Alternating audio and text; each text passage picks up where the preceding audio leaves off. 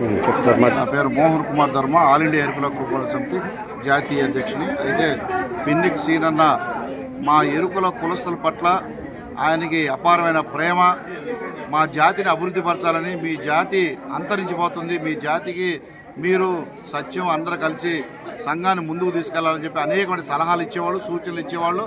అంతేకాకుండా మా జాతి మీద అనేకమైన కవితలు, మా జాతిని పోలీసులు పెడితే చిత్రహింసల మీద, పోలీసు వారి మీద, ప్రభుత్వం మీద, మరి మమ్మల్ని చేస్తున్న అన్యాయాల పట్ల అనేకమైన రకరకాల రచయితలు కవితలు రాసి మాకు అందజేసేవాడు.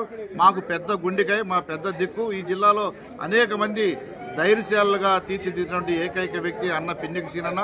పిన్నికి సీనన్న నాకు 26 కూడా ఫోన్ చేశాడు. నేను అప్పుడు నేను ఆ రోజున కాకినాడలో ఉండడం జరిగింది. నేను ఫోన్ ఎత్తలేదు. మరి అయితే ఈ రోజున ఈ జిల్లాలో అనేకమైన కష్టాలు నష్టాలు పడ్డాడు. పోలీసు వారు ఆయన అరెస్ట్ చేసి బేడీలు వేసి తీసుకెళ్తున్నా కూడా పోలీసు జులం నశించాలి అని చెప్పి స్లోగన్స్ ఇచ్చి ప్రజల పక్షాన్ని నిలబడినటువంటి ఏకైక వ్యక్తి పిన్నికి సీనన్న.